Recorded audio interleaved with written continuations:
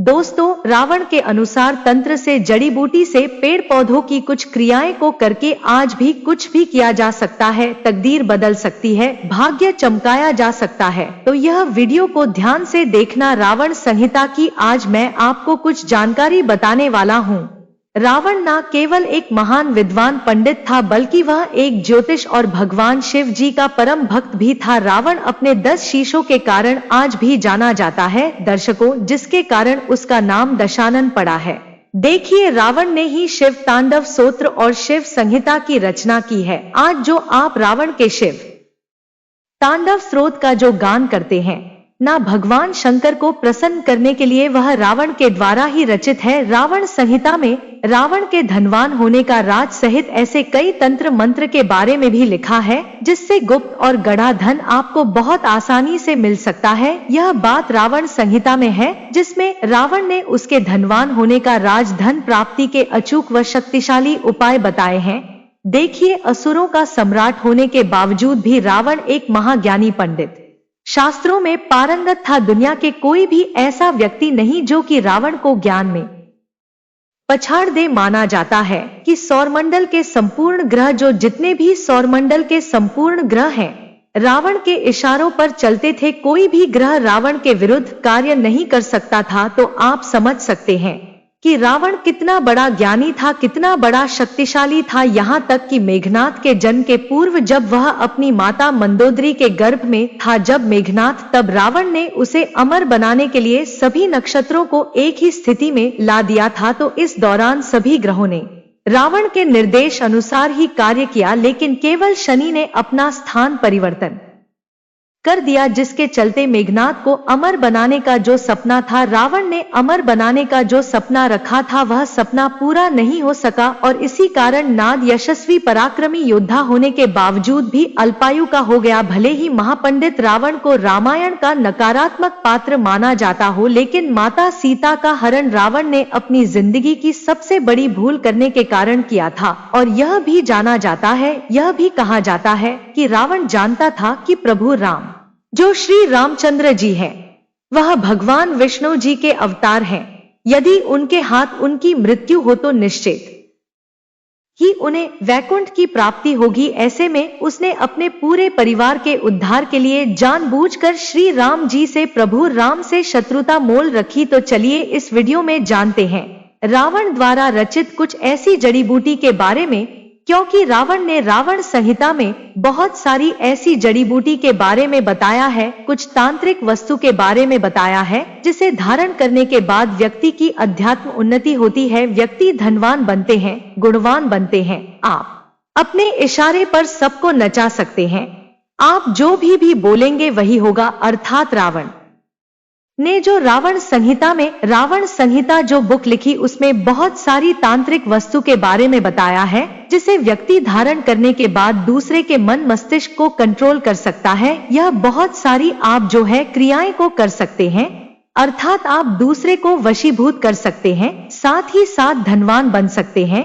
दोस्तों, यह माला को, यह जो जड़ है, इसे धारण करने के बाद व्यक्ति के जीवन में ऐसे धन संपदा आनी शुरू हो जाती है जिसकी आप कल्पना भी नहीं कर सकते। सर्वप्रथम तो इस वीडियो में मैं आप लोगों को कुछ साधारण उपाय बताऊंगा, फिर मैं आप लोगों को पहनी जाने वाली जड़ के बारे में बताऊंगा। तो देखिए, अगर आप हर काम में लाभ पाना चाहते हैं, तो रावण संहिता के अनुसार किसी भी काम में सफलता ना मिले तो दुर्वा घास का आप जो है उपाय कर सकते हैं। सफेद दुर्वा को लेना है और उसमें कपिला गाय यानी कि सफेद गाय के दूध के साथ आप उसे पीस लेना है। इसके बाद इसका तिलक आपको लगाना है। कहीं भी आपको जाना है, देखना आपको उस कार्य में सफलता बिल्कुल ही मिलती है। यह वशीकरण का काम करता है, जबरदस्त पावरफुल वशीकरण का काम करता है। और भी बहुत अच्छी गुप्त जानकारी बताने से पहले रावण संहिता की और भी जो कीमती जानकारी है, वह सब मैं आपको फ्री में बता रहा हूँ। यह जानकारी आपको किसी किताब में नहीं मिलेगी। तो यह सारी जानकारी बताने से पहले मैं सभी दर्शकों से गुजारिश करना चाहूंगा, कमेंट बॉक्स में अभी तक जय श्री राम नहीं लिखा है तो जय श्री राम जरूर लिखना। रावण संहिता के अनुसार अगर जातकों को व्यापार में नुकसान ही नुकसान हो रहा है या फिर जातक को धन या धान की कमी हो तो कुबेर मंत्र का जाप जरूर करना चाहिए। इसके लिए जातक को सच्चे मन और पूरी श्रद्धा के साथ में कुबेर मंत्र बता रहा हूँ।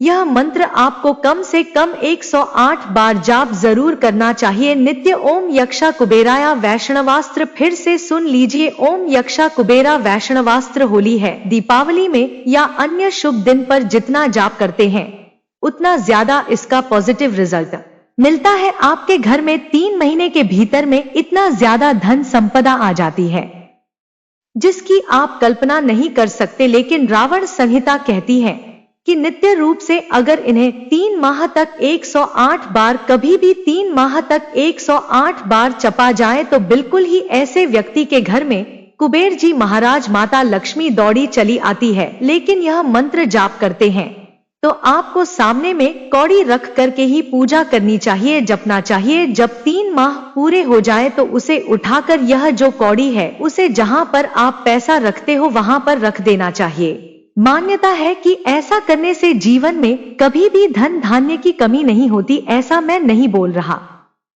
हूँ, बल्कि रावण संहिता में लिखा है। चलिए अब इस वीडियो में जानते हैं रावण जी के अनुसार कौन सी जड़ी बूटी को धारण करने के बाद, कौन सी ऐसी जड़ है जिसे धारण करने के बाद हम अपनी तकदीर को बदल सकते हैं, अपने बुरे समय को समाप्त कर सकते हैं, अपने भाग्य को चमका सकते हैं। पहला है काला धतूरा। ध्यान से सुनिए। रावण कहते हैं, रावण संहिता के अनुसार रावण बहुत बड़ा तांत्रिक था, इसलिए रावण कहते हैं कि जितनी भी समाज में व्यक्ति की अनहोनी होती है, दुर्घटना होती है, मान सम्मान की हानि होती है, जीवन में तरक्की नहीं मिलती, व्यक्ति बहुत ही परेशान हो जाता है। यह सब किसके कारण होता है? क्षण के कारण। तो ऐसा माना जाता है जो काला धतूरा है इसकी जड़ में भैरव बाबा का वास होता है, महाकाल का वास माना जाता है और साथ ही साथ भगवान शनिदेव का वास माना जाता है। तो ऐसा कहा गया है कि काले धतूरे की जड़, जो व्यक्ति धनवान बनना चाहते हैं,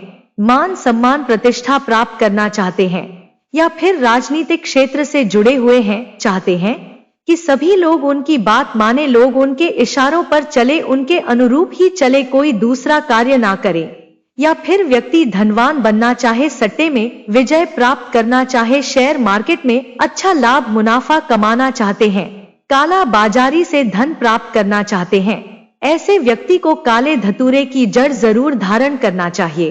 कैसे धारण करना चाहिए, कब धारण करना चाहिए, कौन से दिन धारण करना चाहिए, सारी जानकारी वीडियो की समाप्ति में मिलेगी। इसके बाद रावण जी कहते हैं कि काला रण की जड़, ध्यान से सुनना, जो काले कलर की रण होती है सफेद कलर की, वैसे तो जो रण है यह आपको यत्र तत्र, जो रेड कलर की रण है यह भी यत्र तत्र आपको मिल जाती है, लेकिन जो काले करण की रण है थोड़ा सा आपको ढूंढने पर वैसे मिल जाती है। कोई यह कठिन नहीं है, लेकिन थोड़ा सा दुर्लभ है। तो ऐसा माना जाता है जो एरण है माता पार्वती का ही स्वरूप कहा गया है, माता पार्वती से ही एरण जो है उत्पन्न हुआ है। तो जो काला एरण है, जो भी व्यक्ति का काला अरण धारण करते हैं तो ऐसे व्यक्ति को आदिशक्ति महाशक्ति की कृपा प्राप्त होती है। ऐसे व्यक्ति के शरीर में सम्मोहन की सिद्धियां बढ़ जाती हैं। ऐसे व्यक्ति अगर काले एरण की जड़ धारण करें, जैसे कि कहा गया है जो डरपोक व्यक्ति भी अगर काला एरण की जड़ धारण करें तो ऐसे व्यक्ति साहसी बन जाते हैं, ऐसे व्यक्ति से लोग डरने लगते हैं, ऐसे व्यक्ति पर मां लक्ष्मी जो है धन लुटाना शुरू कर देती है, क्योंकि इसका स्वाभाविक सा ही गुण है, जहां पर शक्ति वहां पर लक्ष्य स्वतः ही खींची चली आती है। तो जो काला एरण है अगर आप धारण करते हैं तो आपको सिद्ध धियों की भी प्राप्ति होती है। अरे मां लागी मां उत्पन्न, जितनी भी यह 9 प्रकार की सिद्धि कही गई है, 8 प्रकार की सिद्धि 9 प्रकार की निधि कही गई है, यह आपको स्वतः ही प्राप्त होना शुरू हो जाती है। इसके कुछ आंशिक रूप आपको मिलते हैं। इसके बाद है काली हल्दी। ध्यान से सुनिए, मार्केट में सबसे ज्यादा जो बिकी जाने वाली तांत्रिक चीज है उसमें काली हल्दी की गणना आती है। काली हल्दी को साक्षात माता काली का स्वरूप कहा गया है। जो काली हल्दी होती है, अगर आपको ओरिजिनल काली हल्दी मिल जाए तो ऐसा माना जाता है चलती ट्रेन को भी व्यक्ति रोक सकता है। काली हल्दी मिल जाए तो बंद ताले को खोल सकते हैं। काली हल्दी मिल जाए तो आप अपनी पुस्तक में लिखे स्याही को मिटा सकते हैं। तो इसके द्वारा और भी अनेक प्रकार के तांत्रिक क्रिया की जाती है, ऐसा हमारे धर्म तथा तांत्रिक ग्रंथों में लिखा है। जैसे काला हल्दी से व्यक्ति नोटों की बारिश करते हैं। अब होता है कि नहीं होता है, लेकिन किताबों में यह जानकारी आपको पढ़ने को मिल जाती है। हम सभी दर्शकों को बताना चाहेंगे, रावण संहिता के अनुसार काली हल्दी अगर कोई भी व्यक्ति धारण करते हैं तो ऐसे व्यक्ति से काली शक्तियां हमेशा दूर भागती है। ऐसे व्यक्ति की साक्षात माता काली रक्षा करती है। पुत्र की भांति ऐसे व्यक्ति की माता काली साक्षात रक्षा करती है और ऐसे व्यक्ति की अध्यात्म उन्नति होती है। ऐसे व्यक्ति के जीवन में अगर किसी भी वस्तु का अभाव, वह सारी वस्तु स्वतः प्राप्त होना शुरू हो जाती है। तो अध्यात्म उन्नति करने के लिए या फिर ग्रह नक्षत्र की बाधा से आप पीड़ित है, कोई भी ग्रह आपको बहुत परेशान करता है, तो काली हल्दी की जड़ आप जो है जरूर धारण करें। इसके बाद है काला कपास। ध्यान से सुनिए, जो काला कपास है यह आपको बहुत आसानी से मिल जाते हैं। ढूंढने पर यह बहुत ही प्रबल कहे गए हैं। काला कपास ऐसा माना जाता है, काला कपास के पेड़ के नीचे से अगर आसमान को देखा जाए तो देवी देवता के विमान नजर आते हैं। यहाँ तक कि काला कपास के नीचे से देवी देवताओं को देखने पर देवी देवता भी जो अपने लोक में है वो भी दिखने लगते हैं। ऐसा हमारी कई तांत्रिक किताबों में लिखा है। लेकिन इससे रवि पुष्य नक्षत्र में देखना होता है। काला कपास धारण करने के बाद क्या बेनिफिट मिलता है कि इससे आप देवी लक्ष्मी सिद्ध होती हैं, देवी सरस्वती सिद्ध होती हैं और आदि शक्ति जिन्हें हम मां पार्वती बोलते हैं, यह तीनों महाशक्ति सिद्ध होती हैं। इनकी जड़ में तीनों का वास माना जाता है। यह बहुत ही प्रबल कहे गए हैं। यहाँ तक कि काला कपास से व्यक्ति इनके रस से अगर पारद का मारण किया जाए तो व्यक्ति सोना भी बना सकते हैं।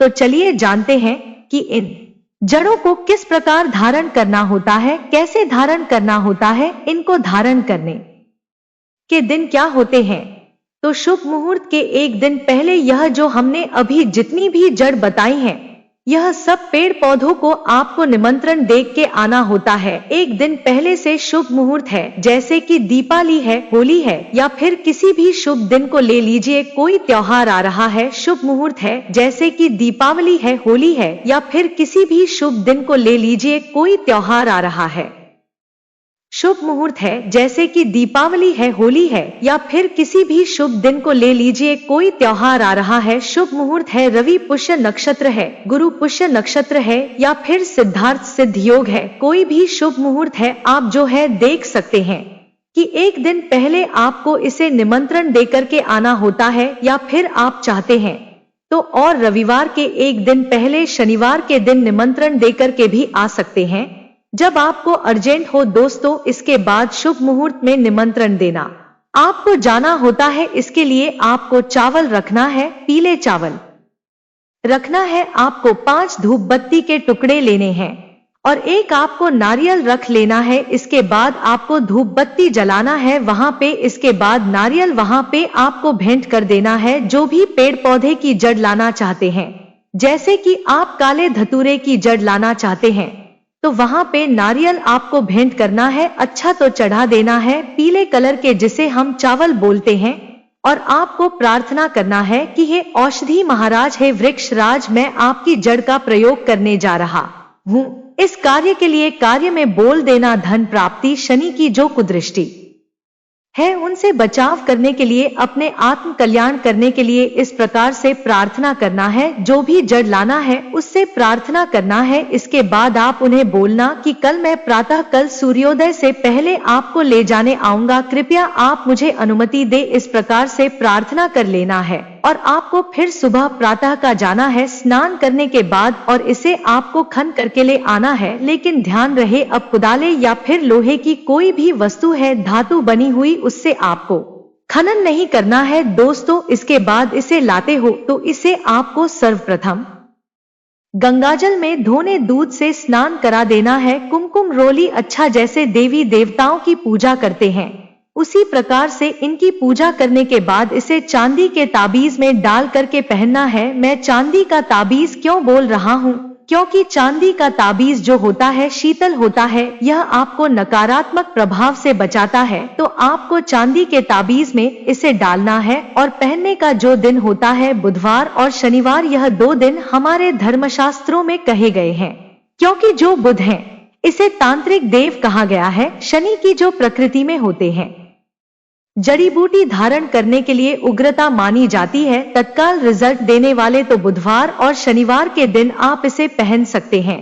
तकदीर बदल सकता है, आपका भाग्य चमका सकता है। एक बार तो आप इसे धारण करके देखें, आपके जीवन में परिवर्तन आएगा और आप खुद देखना, देखते देखते आप उन ऊंचाइयों पर पहुंच जाएंगे जिसकी लोग कल्पना भी नहीं कर सकते। तो रावण संहिता के अनुसार, जैसे रावण संहिता में बताई गई जड़ी बूटी के बारे में धारण करने का तरीका, सारे तरीके इस वीडियो में बताया हूँ। यह जानकारी कैसी लगी हमें कमेंट सेक्शन में जरूर बताना और इस वीडियो को लाइक कर चैनल को सब्सक्राइब जरूर करना। इसे अपने दोस्तों यारों में आगे जरूर शेयर करना। हो सकता है आपकी एक शेयर किसी की जिंदगी को बर्बाद होने से बचा ले। धन्यवाद। फिजूल खर्च में आपकी कमी हो जाएगी। आपको किसी भी शुभ मुहूर्त में या आपके बर्थडे वाले दिन माता पिता से एक नोट ले या कोई भी बड़े बुजुर्ग याद रखें। माता पिता अगर जीवित है तो माता पिता से ही लेना है। अगर माता पिता से नहीं ले सकते या किसी कारणवश वह नहीं है तो किसी ऐसे बुजुर्ग से ले जो आपके घर के हो या आपका बहुत मान सम्मान करते हो। उस नोट पर केसर से एक तिलक लगा ले। नोट कैसा भी हो सकता है, छोटा बड़ा, 1 रुपए या 500, 1000, जो आपकी मर्जी है। और केसर का तिलक उनसे लगवाने के बाद माता पिता के चरण को स्पर्श करें और आशीर्वाद प्राप्त करें। दोस्तों, बहुत ही छोटी छोटी चीजें करके आपको, कल गुरुवार है, यह तो आपको रखना है। वास्तु के अनुसार पर्स में कैसे आप रख सकते हैं, आपको एक बहुत ही अचूक उपाय बता रहा हूँ। कल है बृहस्पतिवार यानी थर्सडे, और थर्सडे को करना है आपको एक छोटा सा उपाय कि आपको लेनी है एक हल्दी की गांठ, और वह हल्दी की गांठ को एक चांदी की कटोरी में या नॉर्मल किसी भी कटोरी में आपको रख लेना है। इसके साथ आप अपनी सामर्थ्य अनुसार एक चांदी का सिक्का या एक सोने का सिक्का या एक नॉर्मल कॉइन कोई भी ले और उसको भी उसका कटोरी में रखें। साथ में रखनी है आपको लाल मौली या पीला धागा आप रख सकते हैं। इसके साथ इन सब चीजों को एक कटोरी में रख के माता लक्ष्मी की तस्वीर के आगे रख दे। 21 दाने चावल के हल्दी से रंग के इसमें रख दे। इस कटोरी में इन सब की आपको पूजा करनी है। कैसे करनी है? लक्ष्मी माता की और कटोरी में रखे हुए सिक्कों की आपको धूप दीप नैवेद्य आदि से पंच उपचार पूजा जो करते हैं वो पूजा आपको कर लेनी है। और इसके बाद धूप दीप करके अगरबत्ती करके माता लक्ष्मी की आरती करनी है। इसके बाद खूब शांत मुद्रा में आप बैठ जाएं, और अगर स्फटिक की माला है या आपके पास कोई भी चंदन की माला है, उससे माता लक्ष्मी के मंत्रों का आपको जप करना है। कैसे जप करना है? आपको एक माला करनी है एम श्रीं लिंग श्री कमले संगीत कमलालय माला। अच्छे से नहीं कर पाएंगे तो सिर्फ लक्ष्मी माता की जय करके 108 मंत्र बोल ले, और या फिर ओम महालक्ष्मी नम, इस मंत्र का भी आप जप कर सकते हैं 108 बार। दोस्तों, यह करने के बाद माता रानी से हाथ जोड़ करके विनती करें कि हे माता रानी, हमारे जीवन में अन्न धन का भंडार भरा रहे, आज के बाद कभी मेरा पर्स खाली ना रहे। और दोस्तों, इस प्रकार से पूजन करने के बाद जो 21 दाने चावल के हैं, हल्दी की गांठ, कौड़ी, सिक्का, अगर यह सब चीजें आपका पर्स काफी बड़ा है तो एक छोटे से लाल कपड़े में बांध के पर्स में रख ले, वरना इसमें से कोई भी एक वस्तु को आपको अपने पर्स में रख लेना है। बाकी की चीजें आपको लॉकर में रख देनी है। लाल कपड़े में बांध के चेष्टा करें कि जो लाल कपड़ा आपने लिया है वह रेशमी कपड़ा हो तो बहुत ही लाभदायक होता है दोस्तों। और बहुत ही छोटा सा उपाय है, लाल अगर लाल कपड़ा ना भी हो तो लाल रंग की मौली से या लाल रंग के रेशमी धागे से गांठ बांध करके रखें। दोस्तों, आप खुद देखेंगे कि कैसे आपके पर्स में हर समय धन की बरकत बनी रहती है। आप चाहे तो पर्स में एक लाल रंग का लिफाफा भी रख सकते हैं,